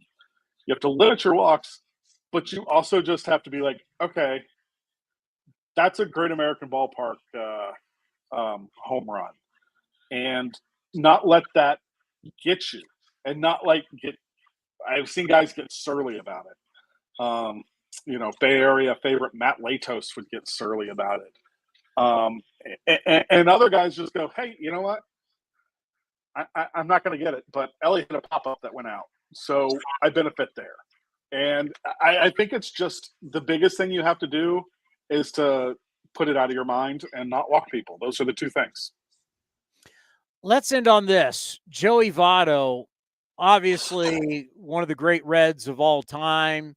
We're hearing he's got endless possibilities when it comes to broadcasting. He has such a great personality. He's funny. He may, is he going to keep playing? I mean, I know you know him real well. What do you think happens this year with Joey Votto in his career? Is he playing? Is he broadcasting? What do you think happens with him? He will have plenty of broadcast opportunities. I don't see him jumping on that for a while. With Joey, if Joey is in baseball this year, it'll be on the field. He is a guy who still believes he can play. And that's first and foremost, right? The game has to tell him that he's done. Right now, executives are telling him he's done. Front offices are telling him he's done. But he doesn't feel like the game has told him he's done. So he's not anywhere right now. I would be shocked if he weren't doing everything he could to be in shape until the World Series is over, just to be ready if that opportunity presents itself. It's a real question, and end of great careers are never really pretty, are they? And that's the tough thing. Unless the guy's willing to say, hey, let's do the retirement party. We'll throw you have everybody, your family. It's the last day. You have Joey Votto Day or whatever. A lot of the greats, whether it's Cal Ripken or Tony Gwynn, a lot of these guys did that. It's the last. Unless you're willing to do that, it doesn't end well. Well, and really, Joey's last game, he got thrown out after striking out in his first at bat. He went back to the dugout, looked at the video, and started yelling at the umpire, and the umpire tossed him. And afterwards, he was like, oh, yeah, he was right to toss me. I screwed up. It was a ball, but you can't say that. You can't do it. And he knew it. He had no choice, and I have nothing against him. He made the right call, which is quintessential Joey. But it's also weird if that's, like, how he goes out. But nobody will remember that. My growing up, my all-time favorite player was George Brett. And George Brett did get a single in his last at-bat, but his 3,000th hit, he then got picked off. Nobody remembers that, except for, some of us. But, that's not the point. And with Joey, we will remember all the other things. Just like we don't remember really Willie Mays is a Met. We just kind of say it every once in a while. In our mind, Willie Mays is making the basket catch. He's not falling down for the Mets. And Joey Votto will always be a Reds legend.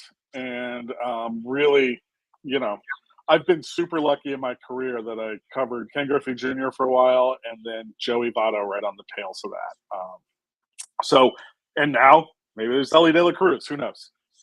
See, Trent, we appreciate it. It was great meeting you in Nashville, and let's do this again later in the season. Anytime, fellas. Take care. Yeah, Joey Votto. Reports are he's got a bunch of broadcasting offers. I'd immediately put him on MLB Network. I mean, you can always find, they got so many different MLB Tonight runs starting at like whatever it is, 2, 3 o'clock all night. I mean, you could find a spot for him there. I mean, at some point, you're the Reds. You're probably going to want to bring him in. I could see if there's anybody you want to bump on any of the Fox, TBS / whatever, Fox Sports 1. Joey Votto, the personality really came out as he got older. You didn't know about it. And it wasn't until he got older that he let us into his world. And I'll never forget the Field of Dreams game in Iowa where they mic'd him up. And it was one of the best athletes mic'd up moment during a game I have ever seen. He was phenomenal. He's playing in a game, in a historic game, in a cornfield, the Field of Dreams. He's playing. They've started to do it on the PGA Tour. I know you don't really watch golf, but they're just putting an AirPod in a guy. A guy will tee off, and they're putting an AirPod in the guy's ear, and as he's walking to his ball, they'll interview him on a hole. And so you got a guy playing an event. He's X amount of under par. He's either leading or chasing, and he'll talk about stuff. I mean, it's golden, right? But Joey Votto, do you remember? You know what I'm talking about? Yeah. It was like, and the inning went forever because who were they playing? Did they play the Yankees? No, the Yankees played the the White Sox. Who did they play? Did they play the Cubs? Oh, okay, yeah. And whoever's ever up was just fouling the ball off. And they just kept going and going and going and being a first baseman. Joey Votto, when he wants to, but this goes back to what I've said for years about broadcasting, is that this generation's players don't need the money. They don't have, they want to stay in the game. It's okay. The generations from before needed the paycheck. They needed jobs. Some had good money, but it wasn't the FU money. I don't have to do anything again for the rest of my. These guys have made generational wealth. Joey Votto made over $100 million. Joey Votto's fine. I don't know. Is he married with kids? I have no idea. I think he's married. I don't know about the kids part, but I think he is married. Like all these guys, when you make, I mean, Joey Votto probably cleared, easily $50 million after taxes and all the stuff. Let's see, personal life. The most interesting man in baseball, he was once called. Votto, despite the language. He actually is a fast. He's into chess. He's into dancing. He's made $260 million. Yeah, he had that huge deal that he's made over 100. He's got over 100 mil in the bank if he didn't screw it up. Do you think he's got to do anything? He can sit in Canada because you see some of the stuff when he's back home in Canada. Joey Votto can do whatever he wants. He's going to be a Hall of Famer. Yes, I remember when Votto was young, he talked about how he battled depression and all that. It's kind of like what Greinke had. Greinke had a social anxiety disorder. And now we talk about how, I believe that's what it was. I could be wrong, but those two guys end up becoming two great guys when it comes to like stories about their careers and some of the pranks that, Greinke's pulled. And Votto's hilarious on social media. I'm not a big TikToker. My wife is, but like she'll show me videos of Joey Votto on TikTok. He's really funny on there. There was a video of him saying how he wasn't going to push his shopping carts back into the return carousel until he got signed by a team. And it was a video of him like at Trader Joe's or something, and he pushed the cart and it did not stop. It did not go in. So he just does stuff like that to be funny. And then some of the stuff I heard about Greinke, he pulled Alex Gordon into the video room one day, and Alex Gordon was all excited about him coming in. And Greinke had a video of himself hitting a home run queued up, and he goes, "You should hit more of these."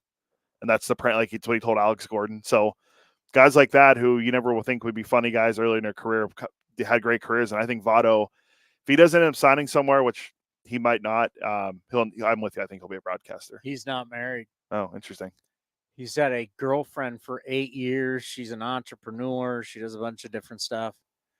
Joey Votto made over $200 million. He's not married. Wow. I had a girlfriend for 8 years. It's a long time. Means he doesn't lose half his stuff. Good on you, Joey Votto. He will be a Hall of Fame.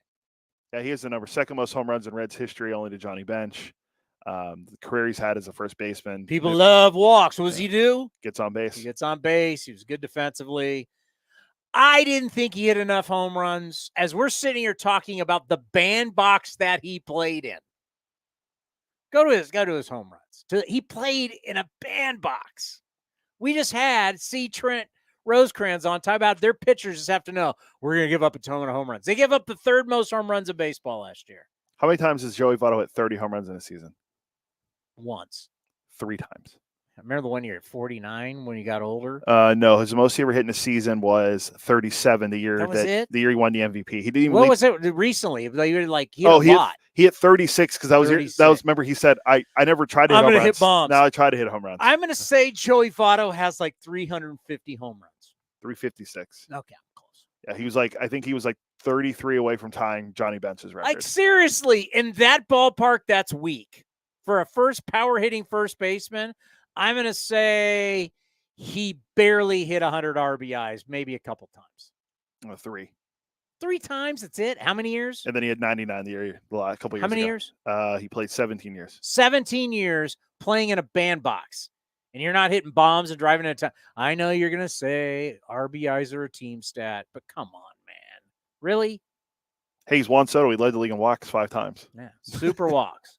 But am I paying my slugging first baseman to walk? And by the way, who can't run well? He stole double-digit bags twice. I mean, that becomes my argument with any front office super analytics person. He walks. Well, how the hell do I get him home? How many times? I mean, what were his runs scored? He broke 100. For someone who walks so much. He broke 100 runs 5 times. How many runs did he score in 17 years? 1,171. You think that's a lot? Probably not, no. For a guy that walked how many times? 1,365 times. Look how much he walked. Look how he scored. You look at all these great Hall of Fame players that scored way more than 1,000 runs. Because that's the Brandon Belt, Joey Votto, my Juan Soto problem. They walk a lot. Yeah, but it's hard to score them. They don't steal bags. They don't go first to third. 2,135 career hits. And then, of course, what are you going to tell me? That's a team stat because all the blah, blah, blah, blah. Jack Cust. Jack Cust walks. Great. He's a slug. How do I get him home? Votto played a lot of games. Well, over 2,000 games in his career. Played all 162 twice. I'm not crapping on him. He's going to be a baseball. I remember you and I had this discussion a couple years ago if he was going to be a Hall of Famer because everyone started saying about him being a Hall of Famer. And to me, I mean, I think he's had the numbers are pretty good. I mean, what's his career OPS? 920. It's going to be because of the walks. Yeah, he's a career 144 OPS plus, and his career WAR. How many Gold Gloves as a first baseman? He won because you don't care about defense at first. I do. 1 Gold Glove. That's it. Yeah. 64.4 career WAR.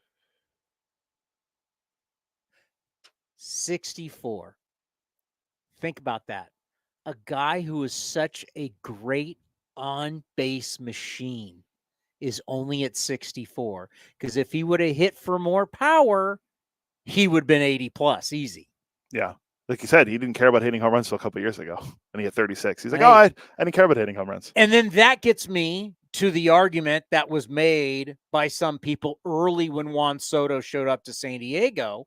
And all of a sudden, like, he wasn't swinging the bat. It's like, hey, listen, I get it. You're going to walk. But in this situation, I'd rather have you swing the bat. You got some pitches to hit. You worked the count. You walked. But you also let some pitches go by that you could have drove the ball. And do I have a better chance to win if you're swinging it versus walking 90 feet? There's a legitimate argument. Do I have a better chance if you have a drivable pitch that you – Bonds walked a lot because people didn't want to pitch to him. Exactly. You threw it where he wanted it. He hammered it, right? That's – Bonds wasn't taken. Bonds went a hat. Barry Bonds was up there to do immense damage. Was Joey Votto up there to do immense damage? I would say no. Yeah, I agree. Because like the years that he was really good, they had They had Jay Bruce and Brandon Phillips were the guys who were hitting a lot of home runs and driving in the runs for them. He played them. They had good teams. That's yeah, they had good. I mean, those years, those are the guys that the Reds had back then. Then they had one other guy, Ryan Ludwig, I believe, was on that team too. But that's my thing. It's like whenever we get so fascinated, and that's my thing with Ryan Noda. I think Ryan Noda this year will start hitting for more power. So if Ryan Noda mixes this really incredible eye with some home runs, then all of a sudden you're looking at, wow, I mean, he could be an all-star type player because Ryan Noda is really good defensively. And Ryan Noda does get on base. What, he hit 16 last year? I think so. If he hit 16 home runs, if Ryan Noda all of a sudden walks as much as he does, improves, I think his batting average was 229. 16 last year. So if he improves, let's get him 250 plus, 25 plus, those numbers dramatically go up. And then throw in his glove and you got a different player. Baseball Reference projects, because just like Fangraphs did, they have projected him to hit 239, 15 home runs. And they have him to hit less home runs than last year. Yeah. That's ridiculous. And he's going to play, and he's going to have 377 at bats when he had how many last year? Last year he had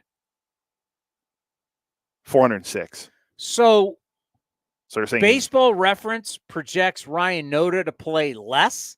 Yes. And that makes no sense. And then for Fangraphs, they have Noda hitting.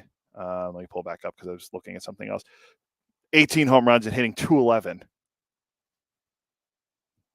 They have him regressing. Yes, more home runs, but way lower batting average, way lower on base.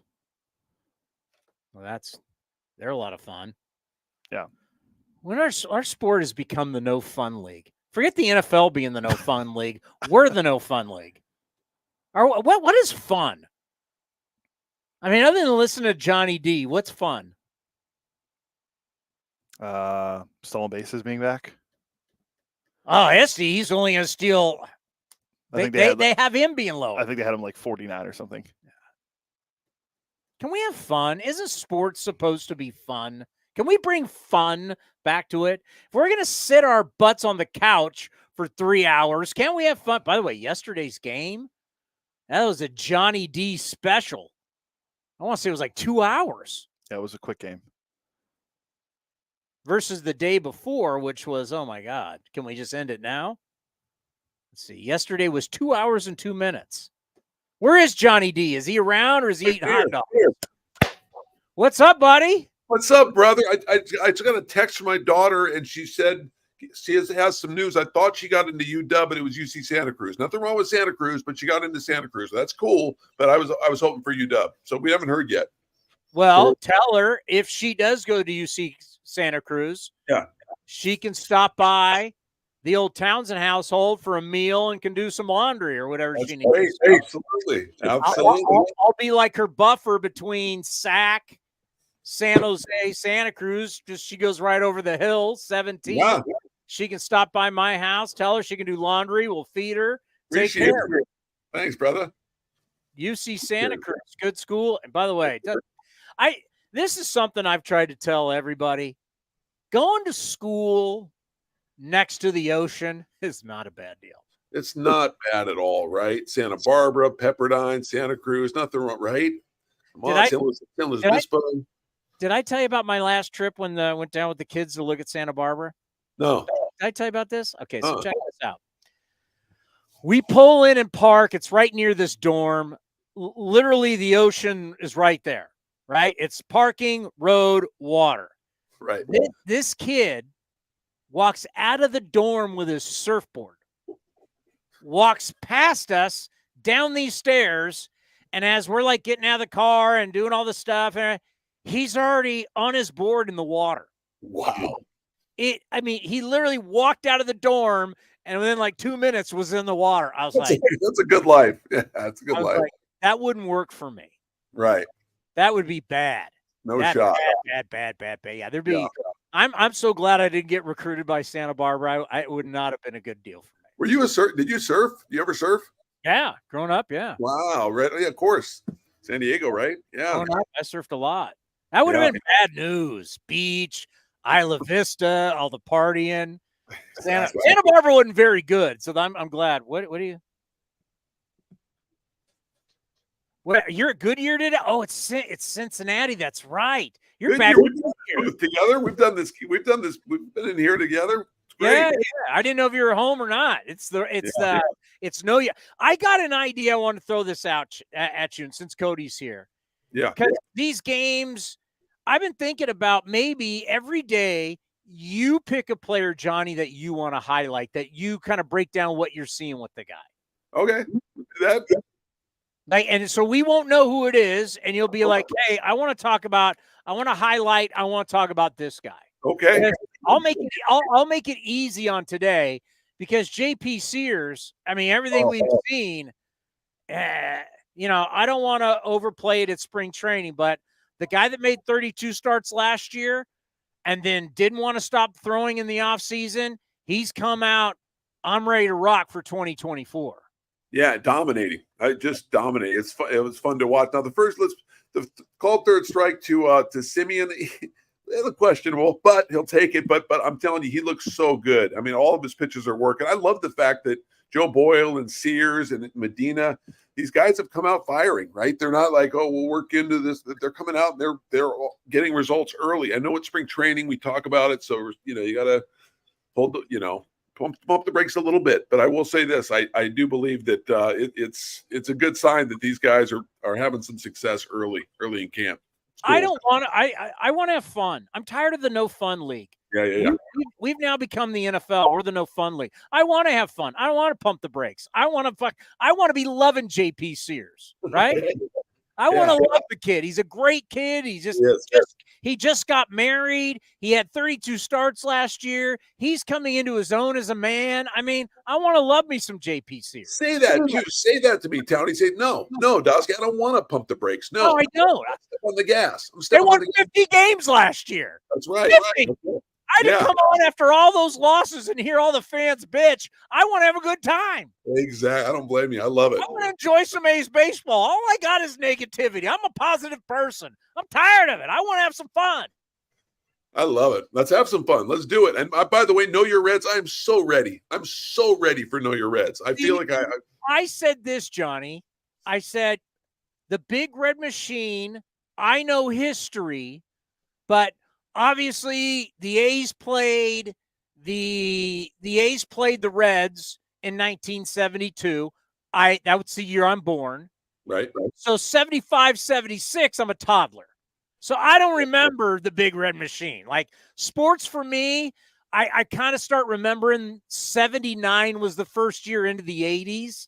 So the first Super Bowl I remember is Steelers, Rams. First World Series I remember is Pirates Orioles. Yeah, 79. And then my first Super Bowl party was Raiders Eagles. So you though, as a kid, remember the Big Red Machine. I do. I remember him. I remember it very well. I remember George Foster. I remember Pete Rose. I remember Johnny Bench, Joe Morgan, Tony Perez, all those guys. Yeah, I remember it all. So sure I said to Cody, I think today is going to be a good day for Johnny and Know Your Reds. I think it's going to be a good day. I want to ask you, Stripling. That was good news yesterday. Great news. He looked good. He looked really good, and that is a great sign. I'm telling you, that's the one guy. You've heard a little bit about him, but not a ton. But I think that's pretty exciting. If he can have a big year for the A's, that would be huge. So I was very encouraged what I saw yesterday with Stripling. Those 3 innings, solid. And let's face it, he's got a lot to prove. Yeah. I mean, he had a year last year. I mean, Marty Lurie came on with us and was like, good luck. I mean, it's not like San Francisco is bummed to lose him. And you know what? We love those guys. Those guys, veteran pitchers who have a lot to prove later in their career, have come to Oakland and flourished. Absolutely, they have. And just having Wood and Stripling, not only on the mound, but in that clubhouse, this guy, it's huge. It's huge. The veteran presence with these younger pitchers. Wood has already embraced that kind of veteran role, and he had a little bit with the Giants too, but with the A's, especially with all these young players, young pitchers, he's going to be a huge influence for these younger guys. And you get Stripling and Wood have some success with the Gotts and the Alexanders, some of these veteran guys. Who knows, Towny? Who knows what can happen? We're gonna keep it fun and keep it positive. It could be a really fun year. Who's on the bump today, as they like to say? Today is my guy, the guy that I love watching pitch the most. That's Luis Medina. I love watching Medina. I think he worked so hard, and I heard he worked so hard in winter ball. I think Medina's going to have a big year. I really do. I think this is his year. This is his year, and I'm a Medina guy, and I think he's going to do great. For them, it's a left-hander by the name of Andrew Abbott. He was coached by Billy Wagner in high school. He's got good stuff. So it's going to be a fun matchup. Tony Kemp is not in the lineup for Cincinnati, but maybe he'll get in there at some point today. But yeah, this should be fun. You know who's going to throw today? Urseg's going to throw. Gott's going to throw. Jackson, Jimenez, Mason Miller. This is the staff throwing today. Right?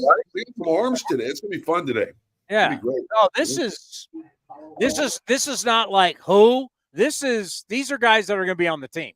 Yeah. No, this will be, and then you know what? And Towny, the Reds, they're putting out their A lineup. This is their lineup. Like I look at this lineup. You look at Friedel, De La Cruz is in there. Yeah. Steer in there.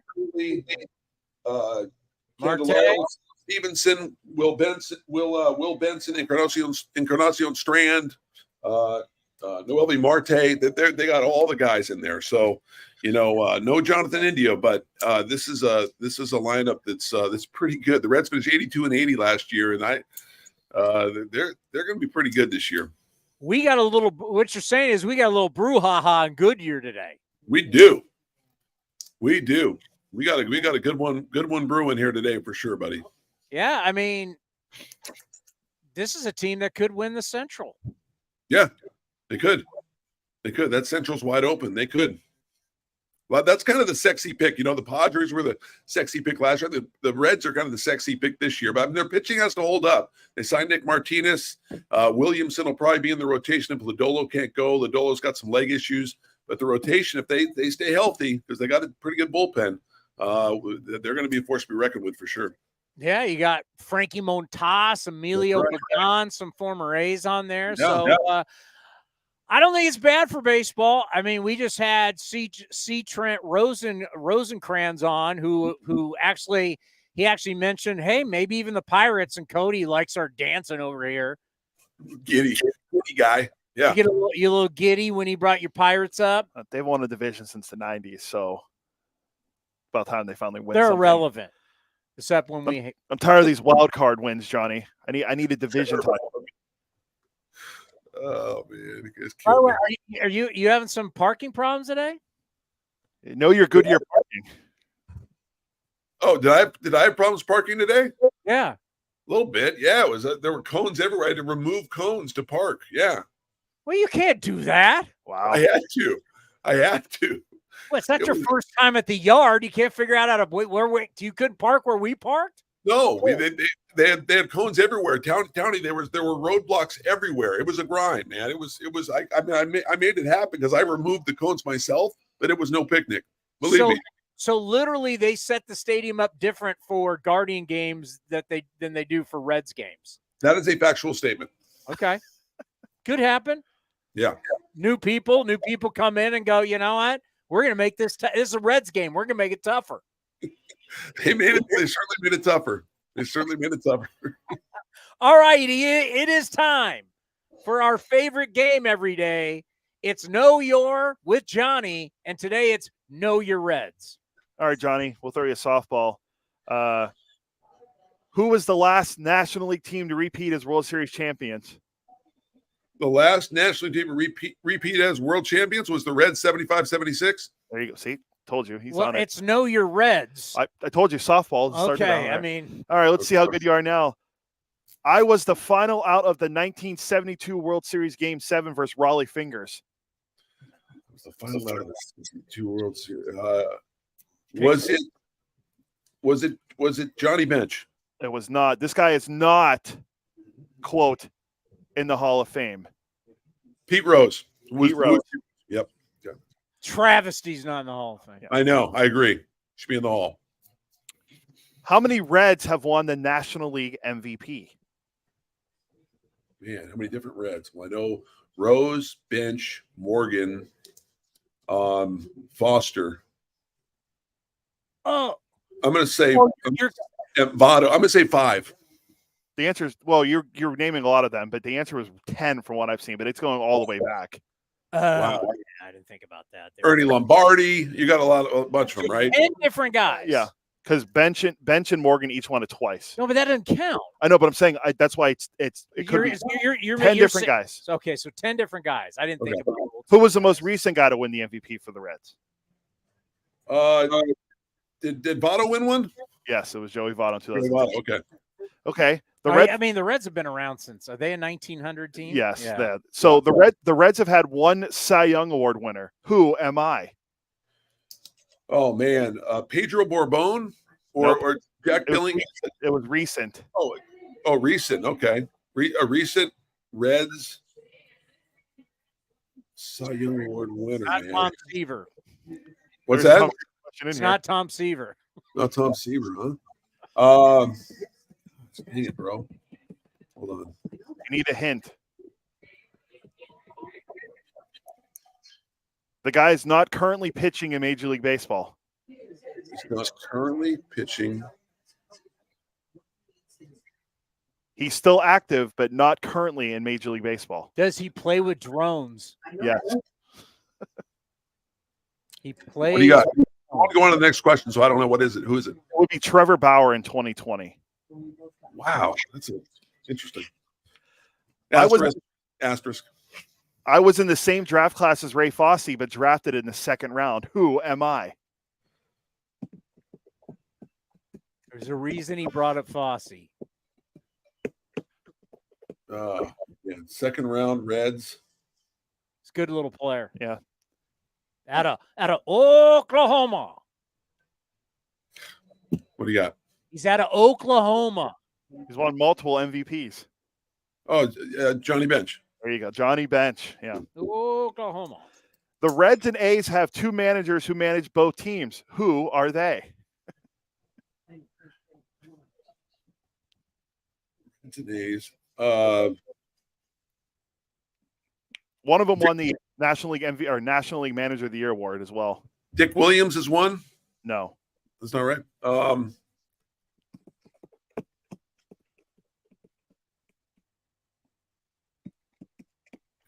I'm drawing a blank. What do you got? John McNamara and Jack McKeon, who won the National League Manager of the Year award in 1999. McNamara guy keeps coming up. I think of McNamara as yeah, a those are good questions. And McNamara, RIP, he had something that he had a facial feature that I have, so I should know this. He had a great facial feature. He was your guy. Yes. Okay. Let's see if we can rebound here. I am the only Reds player to hit 50 home runs in a season when I did it. George Foster, 1977. Bonus question. How many did he hit? 52. There it is. See, Johnny knows his big red machine. I was a 30-30 player for the Reds in 1987 and stole 80 bags prior in 1986. Who am I? Who is Eric Davis? Yeah, Eric the Red. Eric the Red. He was badass. Yes, he was. I have the highest winning percentage in Reds history as a pitcher. Man. It's not Tom Terrific, is it? Yes. Okay. Tom Seaver. It's All an right. 75 winning percentage. How the hell did the Mets well, how did that go down? I know. Like what? All right. This one's kind of easy. We'll see. Who was the manager of the Reds when they won the World Series in 1990? He's the best. Son. Come here, son. You're terrible. That Chris. Oh, Lupinella. There you go. son. Just not going to work for you, son. You can ask ask him the rec specs question. I am one of the original. Remember the rec specs that Kareem busted out with the Lakers? They look like plastic, right? So obviously you needed glasses, but you can't wear glasses. So they were like hard plastic glasses, the rec specs. I was the third baseman for the Reds. Chris Sabo. Oh. Great. Okay, good, because we both got that. All right, Johnny, last one. I have the most saves in a season in Reds history. Who am I? Man, is it Myers No. or Charlton? No. Most, And not Dibble. it's not Dibble. It's not Dibble. the nasty Charlton. boys. The It's nasty none boys. of the Nasty Boys, huh? Okay, all right. The guy that did it is not calling the games in Goodyear this week. And once played for a team that called Candlestick Park home. And he did wear glasses on the mound. Shade. He was like, they were like shades.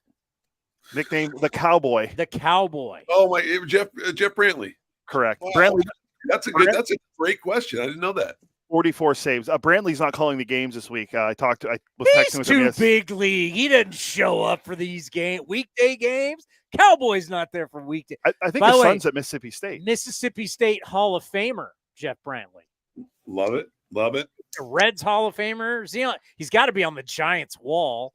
I think he is on the I mean, Giants wall. everybody's on the Giants wall. I'll say this though, guys. I was so fired up to not miss a question. I'm very disappointed in my performance. I hit a few, but I'm very disappointed in my Reds performance today. I got to tell you. Well, you know what? You've got a few hours to make it up with a great Are you by yourself today? By myself, brother. Yep.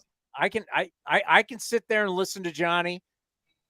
It's going to be Johnny and a good game today because we're getting the A squads. You're not getting like some dude off the third field down the street. You're that's so disrespectful, by the way. I take that back. You're getting guys that are going to be breaking and playing with the team today. Yeah, When's Mason Miller going?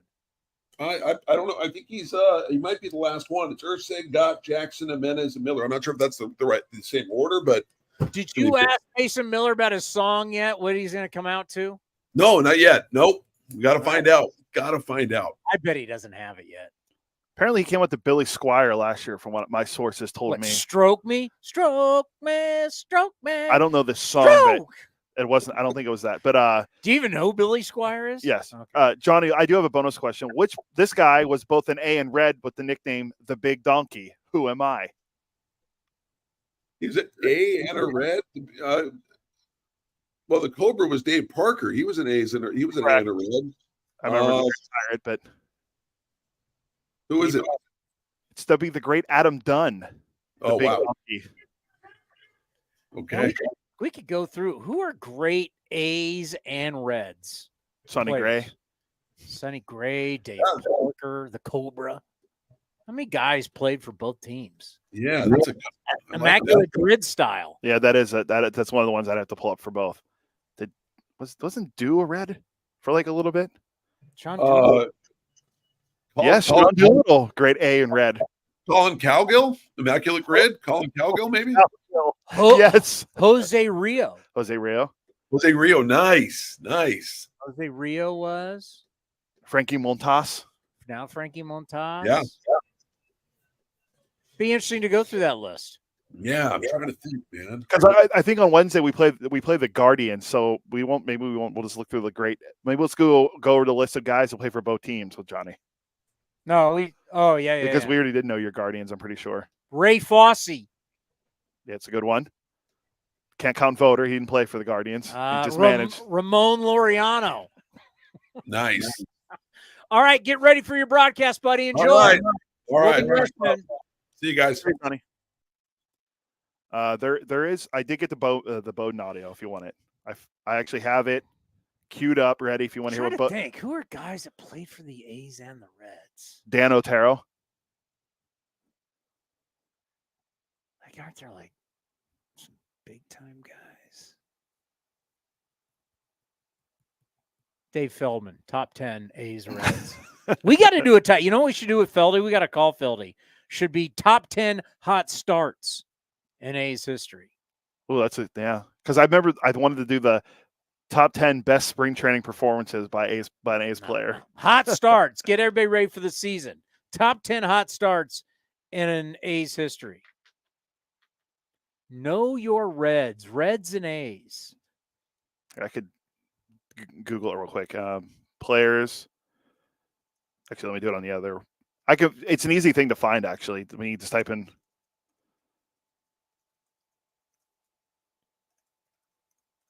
You had Indians. Yeah. What are you doing Indians? I thought we were doing Reds. Oh, I thought we're doing Reds. Okay. Well, because I was looking at the. I was looking We're at playing the Reds today. Indians is tomorrow. Or excuse me, Wednesday. Guardians. Wednesday. Well, it would be Indians too. You gotta say Reds and Guardians and Indians. Joe Morgan. Joe Morgan. Yeah, my God. I did not forget. Okay, here we go. Yonder Alonso. Homer Bailey. Yeah, traded to Mark Bellhorn. Gray Cataray. Orlando Cabrera. Yeah, that's a good one. I'm going through some. Where he said Doolittle, we said Adam Dunn. Jeff Francis. That's interesting. Great. Johnny Gomes. My guy, Johnny Gomes, are the great leaders in A's history. Jose Guillen. Yeah. Jack Hanahan. Scott Hatterberg. Which I have a bone to pick with MLB's social media team. They put together a highlight yesterday of they put a 14-minute montage of walk-off home runs in there. How was Hatterberg's home run not in there? How would John Gruden say Hatterberg's name? Hatterberg? I really like that Hatterberg guy. Ramon Hernandez. Corey Lytle. Corey Lytle took yes. Nick Martini. Billy Martin. The great Keith Mitchell. Excuse me, Kevin Mitchell. Kevin Mitchell, yeah. The Boogie Bear. We already said Joe Morgan. Cliff Pennington. Arthur Rhodes. Cliff Pennington played for the Reds? Rosie. Adam Rosales. Came from the Reds to the A's. Ruben Sierra. Ruben High Sierra. Ed Sprague's father. Dan Straley, friend of the program. Dan the K-Man. And Todd Walker. Interesting. Okay. Todd Van Poppel. All right. How much time we got? About 3 minutes. All right. How long is this audio? 45 seconds. All right. Play it. This is Jim Bowden talking about Chapman signing with the Giants. What does the Chapman addition mean for the San Francisco Giants? Well, it means the pitching staff just got better, JP, as you know. This is a guy that has won 4 Gold Glove awards, 2 of them platinum, by the way. But this is a great defender with great range in all directions. He's a difference maker for sure. I know he had a down year last year in terms of home runs, but the home runs became doubles because of the change at the Rogers Center, the way they reconfigured the walls. It wasn't as expected. Some of the home runs that used to be home runs were not last year. They were doubles. And so I think Chapman is a 20 home run guy that hits 240 that plays Gold Glove defense, and that's what you're getting. Not a guy you want hitting 3, 4, 5, but a guy you want sitting there 6th or 7th. He just goes on to say 6th or 7th who can hit an occasional 3-run homer for you. So I'll bet against 240. I think he's a career 240 hitter. I'll bet against 240. Yeah. Let's see. Let's just pull up. You can almost bet again. He hasn't. When's the last? He's a career. He hit 240 last year, and he's a career 240 hitter. What did he do 2 years ago? 2022, Matt Chapman hit 229. No, 27 dingers. His best year was actually his first full season in baseball. Let me guess. 2019 in the juice ball. 2018 was his best year when it comes to batting average. No. His best year, let me guess, was 2019 in the juice ball year. The only year he hit 30 home runs. Yeah. 36 homers, 91 runs driven in, hit 249. And let's face it, he looked like, oh my, this is going to, but go look at 2019. How many guys had incredible years, never to replicate again. And Dr. Meredith and all these different people figured out the ball was juiced. Baseball was messing around with the ball. It's fact. You know, hasn't had a good year since 2019? Anthony Rendon, and he got a ton of money. Yeah, they were messing with the baseball. It's true. Yeah, his career high after that in home runs, he hit 27 back-to-back years with us in 21 and then Toronto in 22. Nobody knew. I didn't know. No one really heard of that. Baseball had bought into Rawlings. They own part of it. There's a lot of people. Remember the playoffs? The ball was just boom, boom, boom, even in 2020. Yeah. That series between the Astros and the A's at Dodger Stadium was a joke.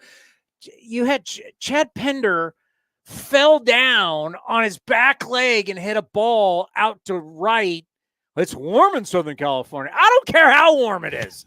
He fell up the back leg and hit it out. Oppo Jack down the right field line. Full Adrian Beltre, Vlad Guerrero style. I mean, come on. If you look back at the 2019 home run leaders, Pete Alonso at 53, which he still hits home runs.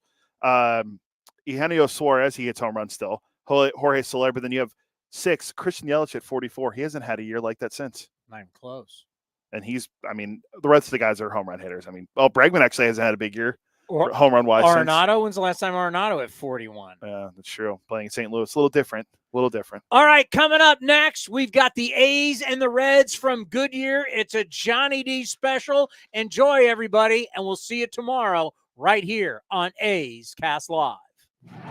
Hey, Oakland A's fans, join your team this spring in Mesa. With nonstop flights direct from Oakland, there's never been a better time to head to the Southwest. Surrounded by the stunning Sonoran Desert, spring training fans know why Arizona is the perfect spring break escape. Miles of trails, shoreline, and sunshine combined for an unforgettable Arizona adventure. There's simply no shortage of things to do, see, and discover in Mesa. Get your visitor's guide at visitmesa.com. Nestled in the hills of San Jose, minutes from Silicon Valley, Cinnabar Hills Golf Club offers 27 holes of championship golf, first-class pro shop, practice facility, and great food in the grill. This time of year also means family and business get-togethers. Let the folks at Cinnabar Hills make your event unforgettable while enjoying their award-winning venue. It's all there for you. Championship golf, a great space for any events, and incredible food. See it all at CinnabarHills.com. That's CinnabarHills.com.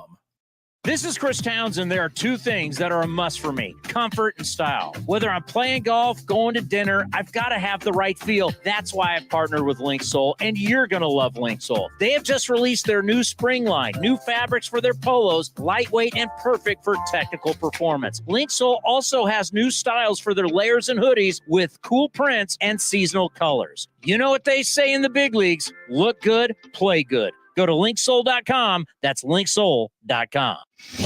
This has been a presentation of the Oakland Athletics.